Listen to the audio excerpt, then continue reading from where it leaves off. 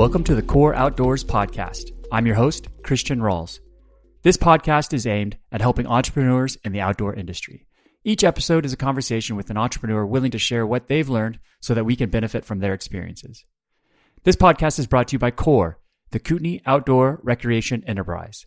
CORE is a nonprofit organization based in the Kootenay region of interior British Columbia. CORE's mission is to support the growing network of gear and apparel makers and entrepreneurs within the Kootenays. This episode is a conversation with Eoin Comerford. Eoin was the CEO of Moosejaw Mountaineering for 15 years. During his time at Moosejaw, he launched many new initiatives, including the Outdoor Accelerator, which we speak about in this conversation. He also led Moosejaw through an acquisition by Walmart and later by Dick's Sporting Goods. Eoin is currently an advisor to and investor in early-stage outdoor brands, and he now spends his time advising founders as well as investors. I'm grateful for his willingness to come on the show to share his insights with you. In our conversation, we get into the 3 things every founder should focus on, the advice that he gives every founder that he works with, pitfalls to avoid when raising investment, and how to create a plan to profitability. This episode is packed with so much value, I can't believe it's free. If you enjoy it, please show your support by hitting the follow button on your podcast player. And now, let the learning begin in this conversation with Eoin Comerford. Eoin, thanks so much for joining us today. It's a pleasure to finally get to meet you. Absolutely. Thanks for having me on. Yeah. I have a lot of questions for you about where you're at now in your phase of your career working with early stage startups in the outdoor industry. But before that, I want to back up a little bit and talk a little bit about your experience at Moosejaw and the things you were involved with there. The question I have for you is, I ask this for a lot of retailers. In your experience at Moosejaw, was there a specific product or a brand that you were just continuously surprised by how well it performed for you in the store? Yeah, I would say Yeti, probably. It's an amazing product, great product, very well engineered, over-engineered, if anything. And also, like, once you have a Yeti cooler, do you need another Yeti cooler? You know, I got the initial thing, but people just keep buying more and more of the things, and God bless them. But yeah, Yeti probably. And also because, you know, obviously a lot of copycats came out after, and really from a performance aspect, probably very, very similar, but at quite a bit less from a price perspective. So really, it just talks to the amazing job they did in building the Yeti brand, that people were willing to pay a premium for that product. But yeah, I probably Yeti. But all love to Yeti, by the way, but just it's amazing how well they've continued to keep that going. Yeah, it's interesting that you bring them up. That they come up a lot in conversations that I have with early stage founders. Oftentimes that's conversations like, how do they charge so much for their product? And it's like, well, build a brand. You know, I think that's the most important thing. And they can, now their drinkware business is bonkers compared to their cooler business. Yeah, I was just talking to a founder today, and my advice was charge more. Now, he already had a 70 margin, but I said, no, your product is worth more. It is a premium product, but it's attainable. Like we're talking about going from $60 to $70 or $80. There are other people in the space that are charging that, and use those extra dollars to build your brand, right? Not bottom of the funnel, not Google, but really get out there, build your brand, and so that you can command that premium and then start to drive more direct traffic and not be in the constant meta ROAS disaster that so many D2C brands find themselves in. Yeah, I call it the meta toll booth. You're just constantly paying every time you went on the ramp. Yeti, to me, is a brand that stands out as authenticity. They've been able to maintain that somehow through IPO and massive growth. And I guess I'll pose a similar question to you about Moosejaw. Moosejaw seems like a brand to me, you know, as an outdoor retailer who was early to, I'm not going to say dominate e-commerce, but really strong. Like they were just that e-commerce outdoor retailer for a lot of people and very recognizable for that. And then being acquired and moving kind of under the umbrella of Walmart. Moosejaw still did a really good job of maintaining that authenticity. So as your time there as CEO, how do you maintain that authentic brand as you grow and as you're a large company? Well, I think the first thing is understanding what it is that you're being authentic about. Like, what is your brand? What is your brand voice? What do you stand for? Because if you haven't figured that out, then you can't be authentic to it, or you can't track whether you've strayed from it, right? And so I think one of the things that I'm most proud of actually in joining Moosejaw was the fact that we really figured that out fairly early on in my tenure.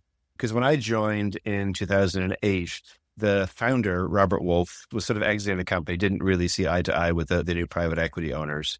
And I realized pretty quickly that our biggest asset was the brand, right? The challenge was the brand in many ways was a personification of Robert and who he was. And so he and I sat down and we went through and we came up with really a set of vision of values, really that drove the company. And for the whole time I was there.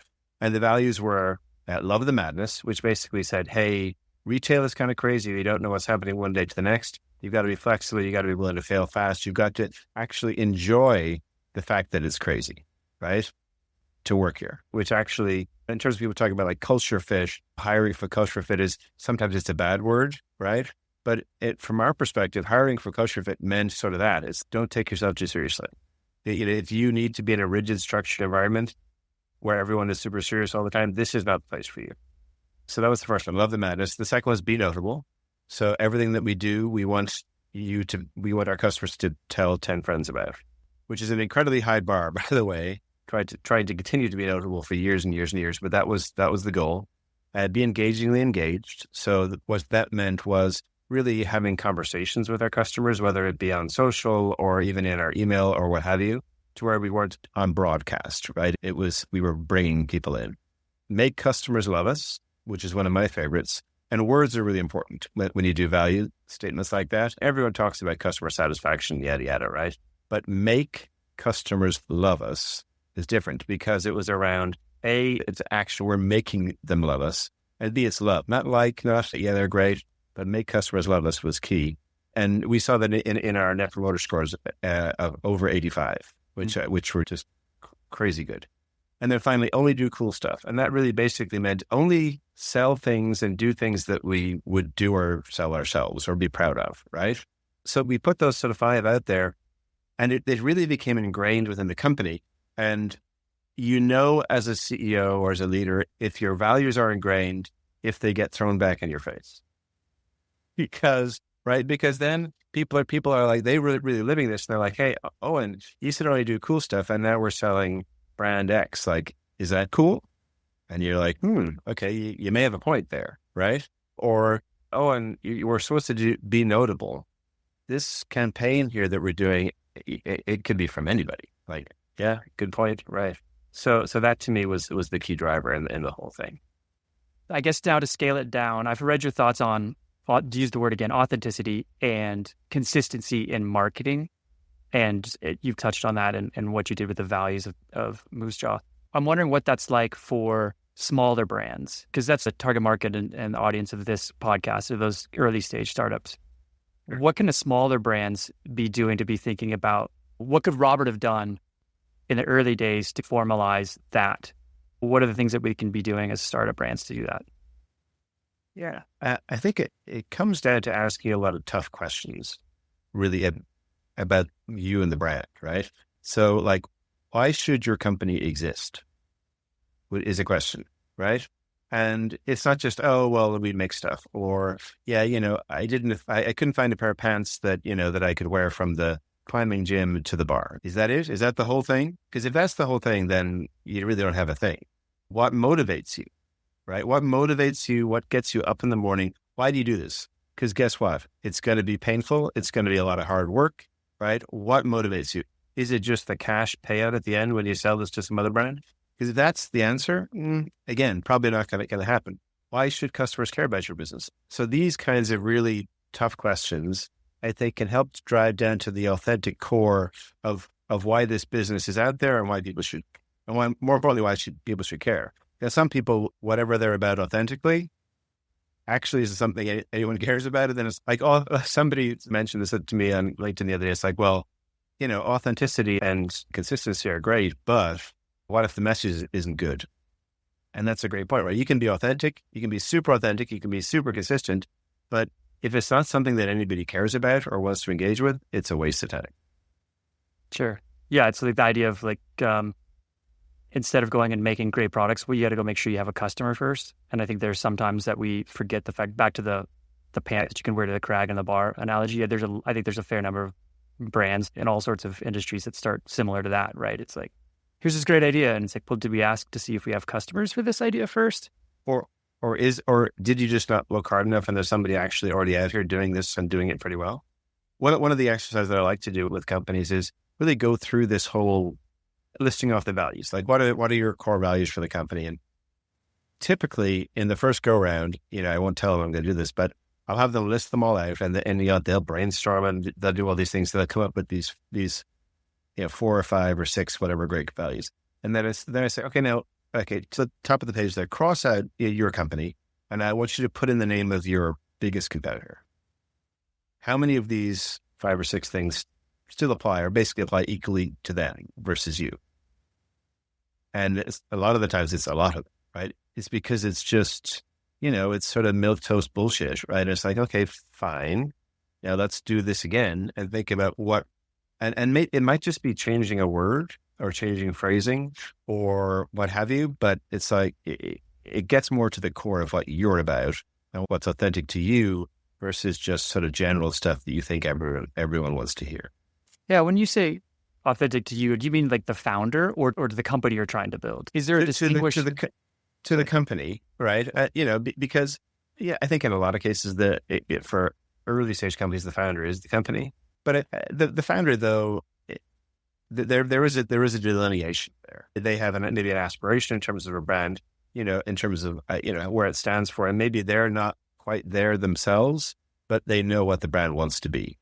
And if they can stay authentic to that, then that's fine. Right. You were instrumental in creating the Moosejaw Accelerator. What was the impetus behind that? Like what? That seems to me, it feels like that Moosejaw was one of the first to do something like that. I mean, there's altruism in it and there's just interest in it. And I understand that and appreciate that. But how do you sell that at kind of a corporate level? Like, hey, this is really important. We need to invest in this. Obvious benefits to the founders of these early stage startups. But what are the benefits to Moosejaw? And like, what did you see were the successes from that program? Yeah, I mean, there was definitely selfish reasons for doing it. The first reason was innovation sells, especially in the outdoor industry, right? People love to have the newest, greatest, and latest thing. And a lot of outdoor brands struggle with innovation. They're producing the same puffy jacket they've produced for the past 3 decades. It's just like, it can get a little dull. And for us, if we could spur that innovation and even help to influence it or get in on the ground floor with new brands, that can be meaningful for us. It can be meaningful for us in terms of our positioning with our customers, to be seen as, hey, Moosejaw is the source of this innovation that I love so much, or it's the place that I go to where I'm going to see it first. So that was the first piece. The second piece was around diversity within the industry. And I know there's a lot that's been spoken about DEI of late, and there's a lot of differing opinions. It's really, though, more, again, selfishly, not for any progressive political agenda, but selfishly, we as an industry need to become more diverse.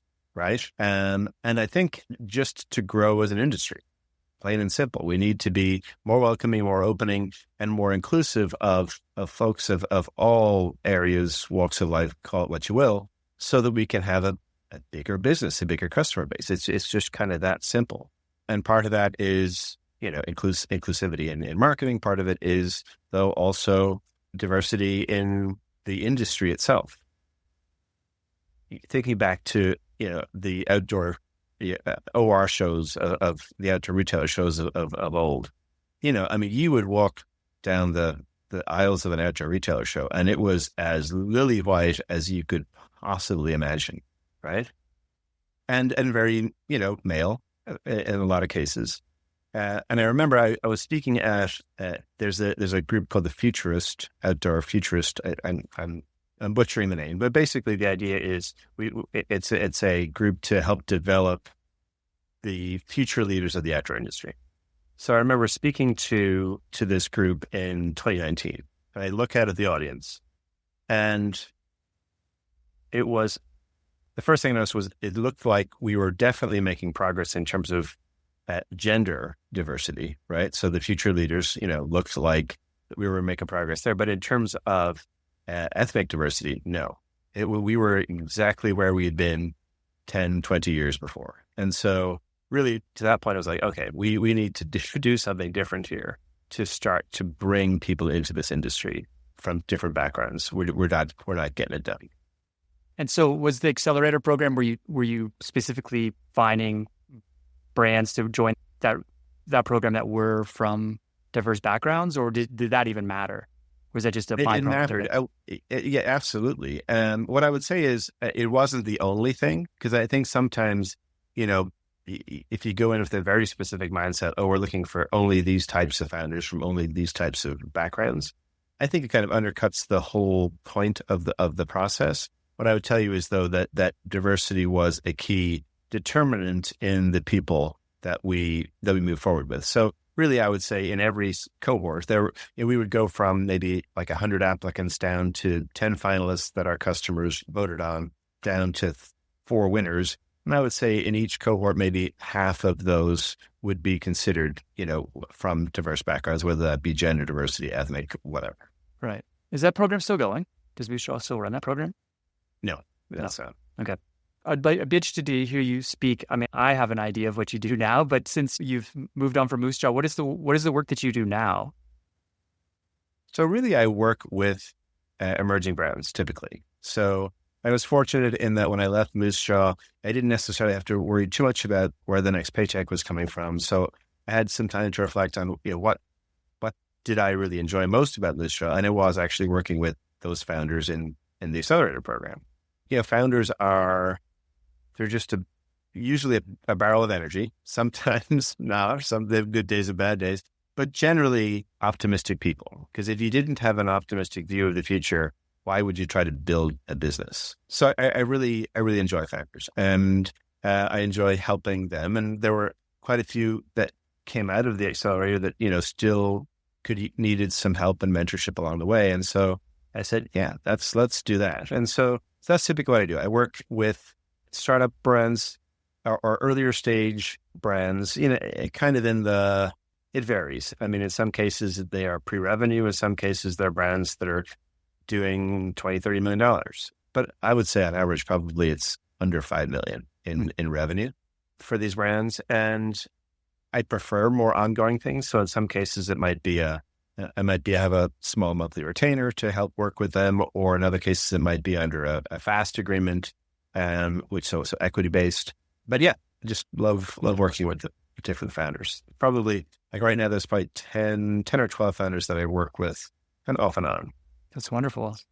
Yeah, that's good work. You found your audience here with this podcast then, because there's a lot of early stage founders that would fall into that category. To be able to kind of dial in a bit more specific. Let's say the under 1 million or under 5 million, are there some common challenges that you see right now with those founders? Is there just a hit list that you kind of keep running up against, or they keep running up against? Yeah, definitely. I would say the top 3. Number 1 is, we sort of touched on it, affordable CACs for their D2C business. Just the customer acquisition costs that are out there. If they go the traditional Meta/Google route, really tough to make it work. Because really, let's assume you've got a decent product margin, 70%, give or take. Folks are struggling, at least that I see, most struggle to get above a 300 ROAS on Meta, right? So that means, 33% of their revenue is going straight to the overlords there. And then, when you incorporate everything else in terms of all of the overheads, et cetera, it's just hard to get to a sustainable, profitable model. So that's probably the biggest thing. And just helping people maybe look at other areas where they can invest maybe more, again, in some of that more top of the funnel brand stuff that's out there, whether that be PR or influencers or what have you, ways to really, or even just SEO and building content on your platform to drive free traffic. So those are key areas to really balance out the marketing spend on the D2C side. The second is establishing a meaningful wholesale channel. I'm a huge proponent of the need to have a balanced go-to-market strategy, right? And I think, a lot of founders initially look at wholesale like, oh God, I don't want to give up all my margin. Is a common thing I hear, right? I don't want to give up all my margin. And so one of the first things I work with these founders is, I'll say, well, show me your P&L broken out by channel. Let's say if they have a wholesale channel, and almost none of them have it. So we work on that. We figure it out. And Sorry, then they don't have a channel, or they don't have a P&L that's broken out by channel? They don't have a P&L that's broken out by channel. Okay. I mean, in some cases, we won't even get into how bad some of the financial processes are in terms of revenue recognition and COGS and stuff. But anywho, let's assume that that's right. But it's just all muddied together in some awful, QuickBooks chart of accounts. So we untangle that, and then they're blown away by the fact that, oh, I lose my ass on D2C and I actually make money on wholesale. How did that happen? Well, it's because you're not paying a meta tax. You're not paying single unit shipping costs. You're not paying all of these other things that you pay on the D2C side. And it's kind of, I'm not saying, yes, you're keeping less gross margin, but the contribution margin is typically significantly higher. So that's not to say that you shouldn't have a D2C channel and it's not important, but you just need to balance the two. The issue, though, is, so that's all well and good, but actually building a wholesale channel is a whole other mess of worms as to how you do that, how you break in, where you break in. Can you secure sales reps? Do you need sales reps? I mean, the list goes on and on. So that would be number two, is sort of that go-to-market wholesale thing. The third one, not shockingly, would be funding. Funding is rough. It's rough out there. It's not just that the bloom is off the rose for consumer funding. The rose has withered and died. The numbers that I've heard, and I've only heard these, they haven't been validated, but the funding, VC funding for a consumer is off 95% from its high. Okay, so just to clarify for those who are catching up here, so that means that the potential investment pool to invest into a consumer-facing brand has decreased 95% since what, the height of COVID? Like, what is that? Oh, no, the height of consumer was probably in the 2015, 2016 time period. Yeah. I mean, that was like Allbirds, Warby Parker, Bonobos, those folks, right? And Casper, where these companies were raising money at, they were doing volume, right? Let's say like a lot of these companies had grown to 100 million plus, like 100, maybe 200 million, but had $1 billion plus valuations on the back of zero profitability or plan to get there, and customer acquisition costs that were higher than their revenue. But that was the model, right? It was just build it fast, get the brand out there, et cetera. And ultimately, obviously, that all kind of came crashing down. I mean, even the darling of D2C, which would be Warby, I would say, and they diversified, right? They got into brick and mortar retail and et cetera. I could be wrong, but I don't think they make a profit. Yeah, I've heard that. So a lot of VCs just lost a shit ton of money in that process, and they've been burned, and so they've moved away. They moved on, and they, they're on into SaaS and AI, and because they need to see that 10x, potential return, and you're probably not going to get that today with a lot of consumer businesses. Right.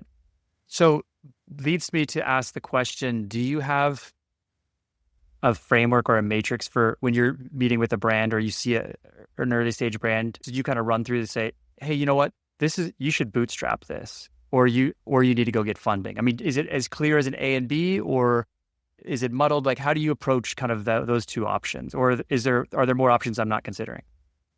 I think that you need to look at, you have to have a plan, right? And so the first thing is, do you actually have a reasonable financial plan, right? That's a model that you can support. And then, you take a couple of different steps to that. You say, okay, like what does this plan look like if I have to continue bootstrapping? Probably means low growth, really very low overhead, founders doing almost everything, yada, yada. Or if I want to grow a little faster, what does that look like? There still has to be a path to profitability, but if I can, go from $1 million to $2 million to $5 million in top line, right? Yes, I may be pre-adding some costs in, adding like a fractional CMO, or, adding to some other areas, maybe some brand spend, or specific, pieces along the way, but that it's a means to an end, right? So there has to be a big ROI on what you're. So first of all, if you're bringing money in, it shouldn't just be, hey, you know what, let's just raise $1 million. I think that would be good. Okay, cool. No, it has to be, here's the plan, here's exactly how I'm going to spend it. I'm going to use it to fund inventory. And I know that I'm going to take that inventory and then through this marketing, this proven CAC model that I've built here through this multi-channel marketing approach, right? That I know that I can actually turn that inventory into cash in a profitable way. And that 2 or 3 years down the road, there's profit. It's not, because unfortunately, what I've seen happen too much is people will go down the path of, oh, I've got to raise money. So I raise money. But with that money comes expectations, right, from your investors that say, oh, okay, you're raising $500K at a $5 million post-money valuation. Cool. Okay. How are you going to justify that $5 million valuation? Oh, okay, because you're going to grow to this and this amount of time and da-da-da. And you start chasing these revenue numbers, or your plan is to grow 50% every year. So depending upon the supply chain, that means that you're investing in inventory that you really don't know how to sell potentially. And that's usually the quickest way for a startup to go out of business is when they buy inventory that they don't really know how to sell. So do you think that there is a clear model or do you ever recommend that people just say, hey, just bootstrap this thing? I mean, I guess it obviously depends on the founder and the product there, but do you see opportunity for successful businesses that just maintain bootstrapped? Oh, sure. Yeah, absolutely. It's a matter of typically in a bootstrapped environment, there's a couple other things going. So it's true bootstrapping is tough. Seed strapping is maybe a little bit more how you can make it work. So you do a friends and family round. I've got some founders like Georgie Grace, who's the founder of Nara. She is like a professional pitch competition. I mean, unbelievable. If you have a chance, not to promote the competition, but the pitch, if you're familiar with the pitch podcast, her episode on this podcast will have aired before this one that I'm recording with you today, and I watched that YouTube video of her on the pitch prior to having an interview with her. I was shocked.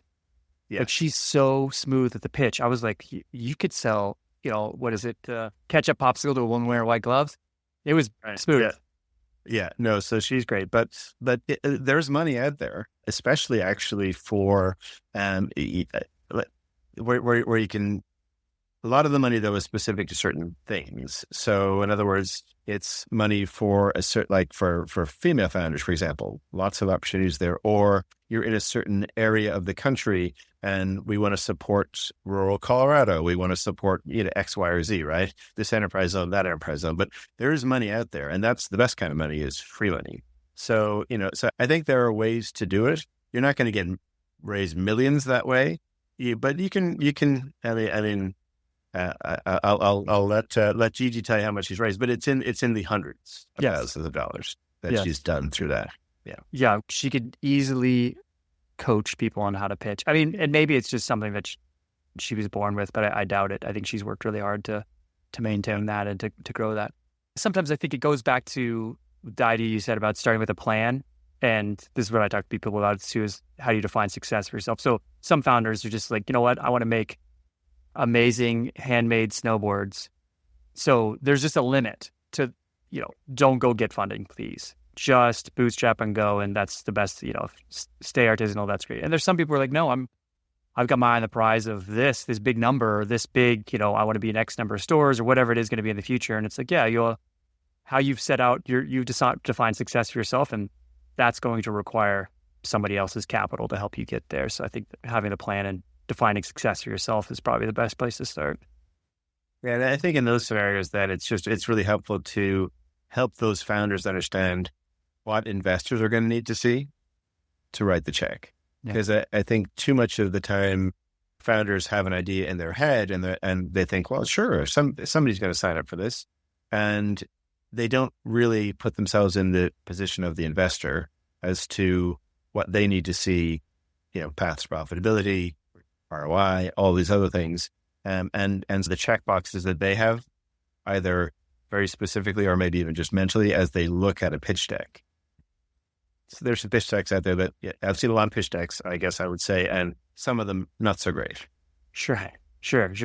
I guess for fear of oversimplifying, but that's okay. What are the things that these early stage startup people who are looking for investment, what should they be doing prior to from that product market fit standpoint? You kind of talked about like buying too much inventory that you don't know how to sell yet. What is that kind of sweet spot of what you should be doing on your own prior to going out and getting it? Like, what are the kind of table stakes that you need to solidify in the business and the brand before you start making those wonderful pitch decks and learning how to pitch properly? Yeah, I think it's important to get out there with a product and to really test, but not to the point where you can't then update and improve. There's just no chance that the D1 is going to be perfect. Right. And so getting out there and really trying to figure out, getting a product out there, obviously you don't want to put a piece of garbage out there, but something that is 90% of the way is way better. And then one thing I often talk to founders about is price it.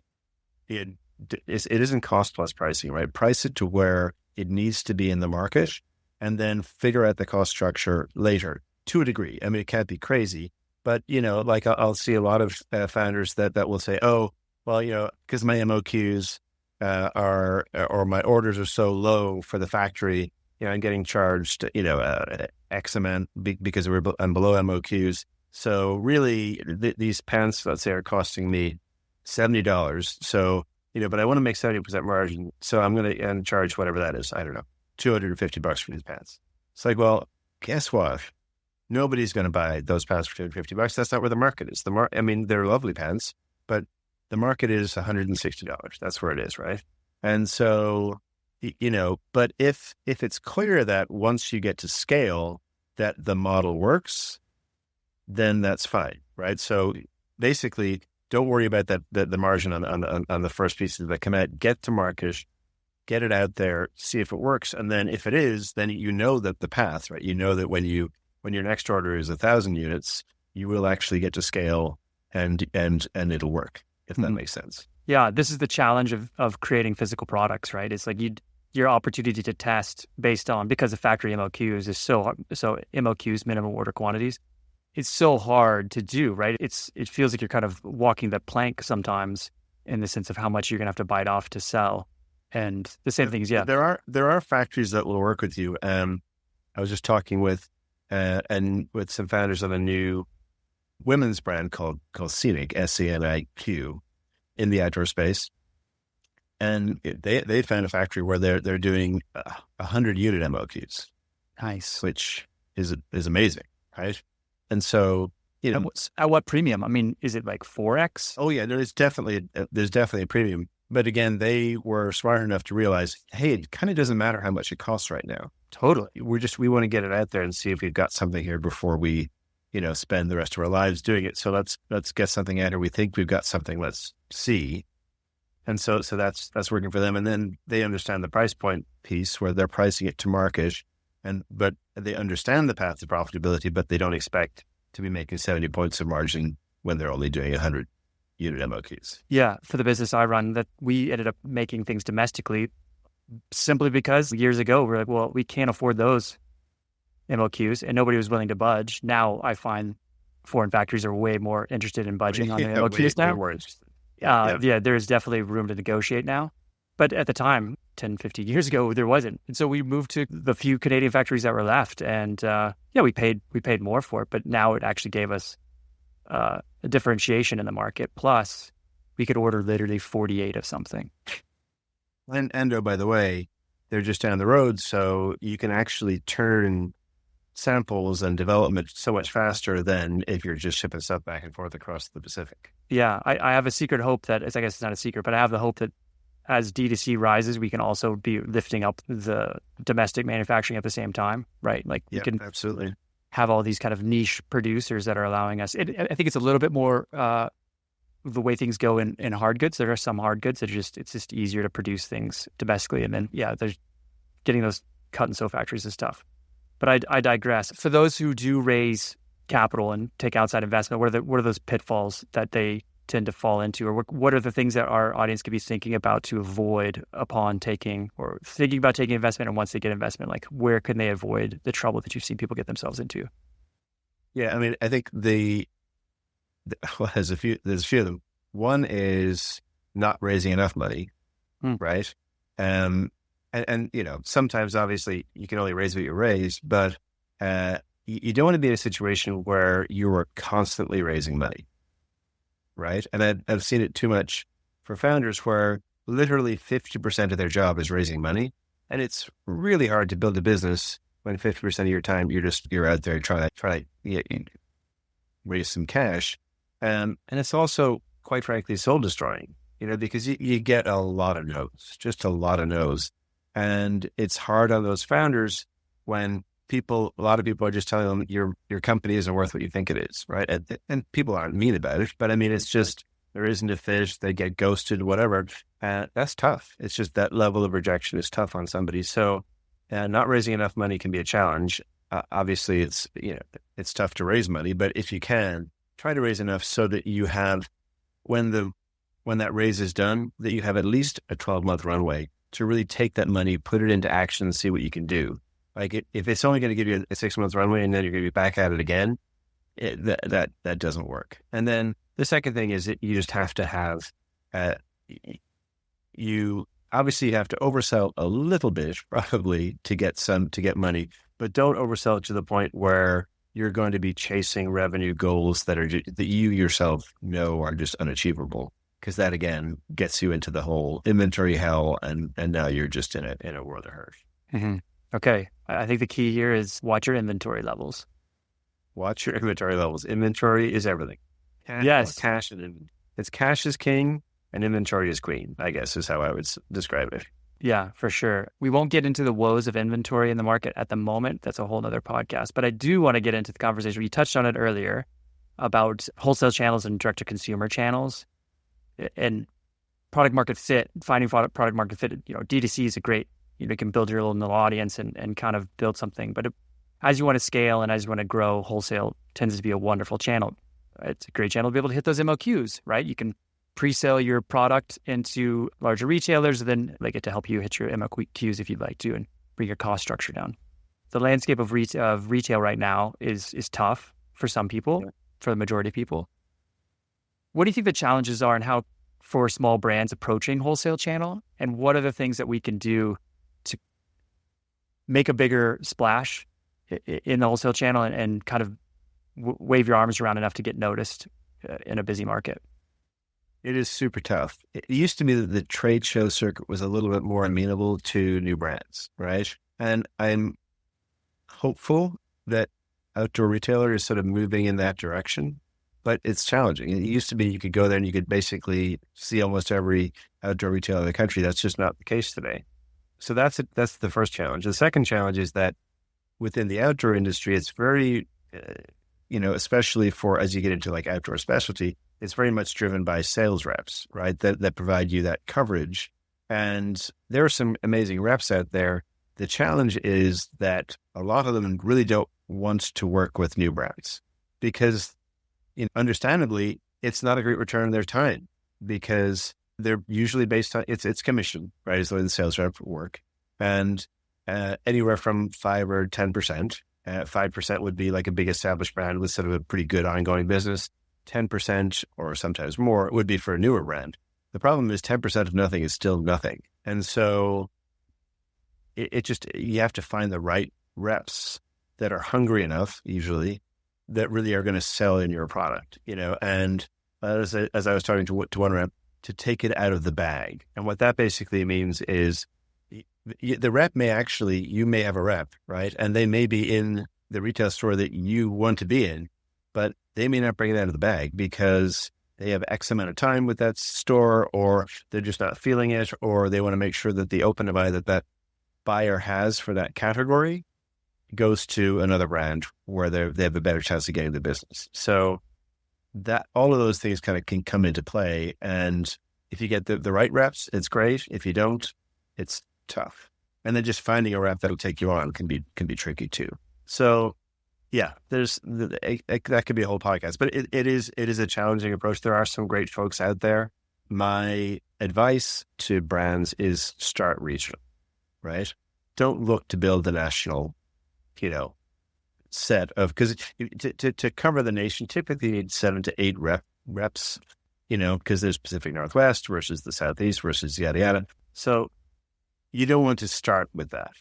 What you want to do is maybe take a rep. Maybe it's where you already have traction. Maybe like if you're a Rocky Mountain brand, start there, get a good rep there, really work hand in hand with that rep to build that business, build your reputation within that region, so that then, it's a small industry, but people start talking and they're like, oh yeah, I'm really this brand that we have, it's really popping for us over here in the in the Rockies or then the reps talk to other reps. So I go, who's really working for you right now? Oh, I have this new brand. It's kind of taken off. Okay, I could fit them in. Sometimes people will, they'll get a contract with REI or something off the bat, which is amazing. It's just not typical. It's usually slow and steady wins the race. And that could be dangerous sometimes too. Oh, totally. Yeah. That's the other thing that people don't understand is that POs can be canceled until the moment it leaves your warehouse, literally, right? So you've spent all that money, you've brought in this huge order, it's sitting in your warehouse, you're like, okay, here we go, we're going to get it on the road, and yeah, sorry, we're canceling half the order or the whole thing because we don't have space anymore. We had a bad summer. It can be tough. Yeah, I wonder if there's a solution. One thing I've thought about is the Grassroots Outdoor Alliance. They do their show twice a year, and they give a lot of time to the new brands. And it'd be interesting to see if we have all these. It seems like with the decline of Outdoor Retailer, we've had the increase in productivity of the regional rep shows. So those are regional trade shows that are put on by these independent sales reps organizations in kind of each territory. It'd be interesting to see if they would, adopt that idea of bringing in those smaller regional brands that could find representation there. It seems like it'd be an interesting win-win for both reps and retailers. I think so. Actually, some of the brands I work with got into some of those regional rep shows without a rep, because I think the assumption from everyone is like, well, if I don't have a sales rep, I can't get into a regional rep show. Not always. Sometimes that's true, but not always the case. Get friendly with your regional rep show people, and you'll never know what being friendly and persistent will get you in terms of getting onto the floor. And really, if nothing else, try to get to the show and really understand how it works. Because yes, a lot more business is happening at those regional shows. 100%. I'll blow my cover here and say that I go to 2 regional shows every season as my own sales rep because, I'm my own sales rep for my brand in that territory. And it's excellent and everybody's happy and I'm just friendly with the reps and I've been doing it for a very long time and it's great. And I would highly recommend that other brands do the same thing. It's also nice because you'll end up finding who the reps are that are out there that you want to work with, right? And then, they'll end up talking to you and want to work with you as well. So I've done that in different territories and found reps. And if the organization's willing to let you do it, beg, borrow, and steal to be able to do it, and don't spend too much money making it happen. If you were to run a workshop for a group of early stage brands and you were going to teach them and you had a fixed amount of time, what are the top 3 areas of business that you would want to impress upon them in that workshop? You only get 3? No, you don't get 3. I was just going to save you. But if you got more than 3, let's go. Number 1 is product market fit. 100%. Right? Really understand what it is. First of all, what is your product and how is it differentiated from what's in the market today? And then what is the addressable market for that product? Because if you don't have that, if you don't have the product piece, all the brand, all the marketing, all the rest of it is bullshit. So, and I'm assuming you were talking about products and consumer products. So that's the first piece. Either do you have it, can you prove it, or if you're pre-revenue, how are we going to prove it out? Right? That's just number 1. then I would talk brand. What does the brand stand for? What's the brand voice? What are you authentically about? How are you going to get that message out there, right? Then, go-to-market strategy is critical. Just how are you going to get out there? Is it D2C? Is it wholesale? Is it distributorship? Understanding all of those things, understanding all of the ancillary costs and the different costs in the different channels. And then probably the final piece would be the financial plan. Really actually building out a detailed financial plan by channel of all of the costs that are going to go into that, from contractors to COGS to you name it, right? Marketing, branding, legal, the whole Megillah, right? Soup to nuts of what that looks like for the next 3 years. Your best guess, but in a format that is like, a lot of people will put together these plans and then you'll say, well, what about this? And then they've got to go back in and like reconfigure the whole darn thing. It's like, no. This whole thing should be driven off of some assumptions that you can change on the front end and see how it flows. So, like, show me what happens if your channel mix is actually 50-50 between D2C and wholesale versus 70-30, and flow it all. And it should flow all the way through the model. So really that would be the fourth, third, whatever thing. Yeah, no, it's good. For your putting on the spot here, because I find the same thing is true for myself and for other people that I work with and talk to about. What is the resource that you send people to for learning more about just kind of the basic understandings of financial planning for, maybe not financial planning, but just like even how to read a P&L, a balance sheet. Like, I think sometimes it's just like people are like, oh, how does this even work? Do you have that, or you just kind of teach it as you go? That's a great question. I really don't. If you have one, let me know. I guess personally, I'm a mechanical engineer by education. So I took econ classes. I loved econ. Actually, that was like my liberal arts classes were all economics. I don't know if that's cheating as a mechanical engineer, but anyway. So I love numbers. That's what really drew me into e-commerce in the early days, is it's such a numbers driven, but everything that I know about finance was basically sort of self-taught along the way. So yeah, I don't know, don't have a good answer there, but okay. I do find though that a lot of founders don't necessarily have that background. Like, I was talking to one founder the other day, like, well, every time we buy inventory, our profitability goes to hell because, our COGS goes up so much that month.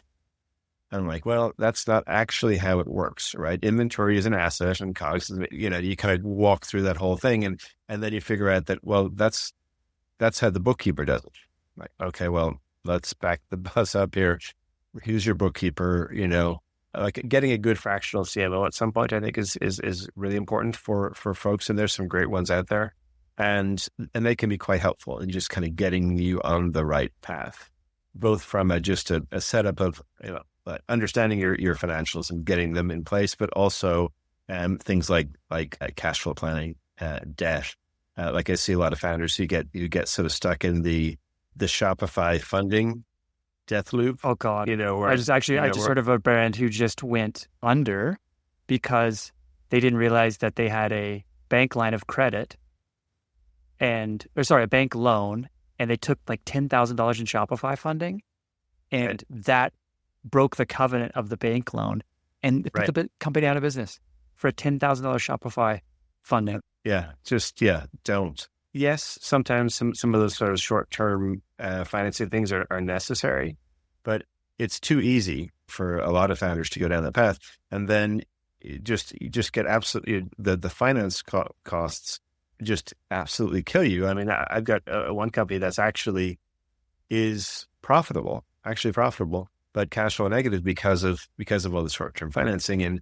And if they could, and they're trying to flip that to more of a longer-term loan, SBA, whatever. And those loans are out there, by the way, especially if you actually are profitable.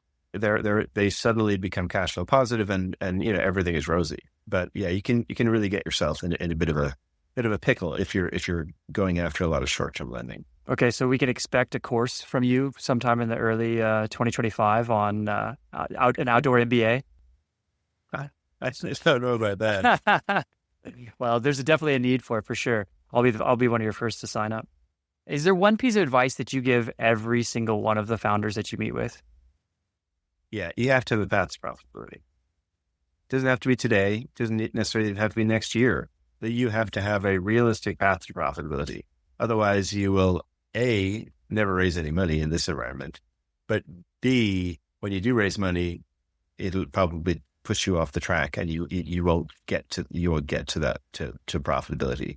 Because, again, I see too many investors that get in sort of the fundraising, treadmill where, they're raising funds, and then, they spend the money, and then they're out there raising money again. And it's this like, okay, well, we're around, a seed round, whatever. And then we're going to get into Series A and Series B and da-da-da. It's like, hey, you're not a tech company, right? You're an outdoor gear company, right? There probably isn't going to be a Series C in this current environment. So let's figure out how we're going to make it work, i.e. seed strapping, or get to a point where there is a defined amount of investment that's going to get us to where we need to go. Yeah, that's good advice. The question I ask everybody when I end this podcast, and we've touched on it a little bit already, but I like to get everybody's opinion on their perspective for their own self is, how do you define success for yourself? Well, for me, one thing is that I enjoy getting up in the morning. That's probably the biggest thing. I'm having an absolute blast right now working with all these founders, and I'm just learning a ton. And that is a big part of the enjoyment. And yeah, I love meeting with these founders. I hope I provide value, but in each of these conversations, they're providing value to me that I can then internalize and help the next founder, right? So that's a big part of it. And then, down the road, I'd love to look back, in these years, 3-4 years down the road, and be able to look at businesses that, that I had a small part in their success. And that's the real kind of ROI for me, is seeing that success down the road. That's great. I appreciate it. And I see it already. I mean, just in this one conversation, you've added a lot of value to my life and definitely to those who have listened. So I really appreciate that as a great definition of success. And for those who want to see more of what you write, you're very active on LinkedIn and are posting things that are thought-provoking and educational and definitely add value. So I really appreciate that. So if you're listening, definitely check out Eoin's LinkedIn profile and follow him there, because you will definitely learn something. And yeah, hopefully. Yeah, I enjoyed the interaction on LinkedIn too. I'm trying to create a little outdoor industry cohort where we can start talking about what's really going on in the industry. There's a bit of a lack of real journalism within the outdoor industry. There's a lot of press releases that get published as articles, and there's just not enough conversation about what's really going on. And so, I think part of why I'm getting some decent engagement in LinkedIn is because there is that vacuum, and hopefully, helping to fill that somewhat. Yeah, no, it's interesting. I gain value from it every time I read it, so I appreciate it. Okay, Eoin, I've really appreciated this conversation, and I look forward to the next one. So thanks so much for sharing your wisdom with us. Not at all. Thanks for having me on. Thanks for listening to the show. If you know someone who would enjoy this episode, please share it with them. If you enjoyed it, take 30 seconds to give us a review on your podcast player. Ratings and reviews go a long way in spreading the word about the show. It takes hours to create an episode and only 30 seconds to leave a review. We'd really appreciate it. To learn more about Core, visit coreoutdoors.org. That's KORE outdoors.org. Thanks again for listening, and we'll see you next time.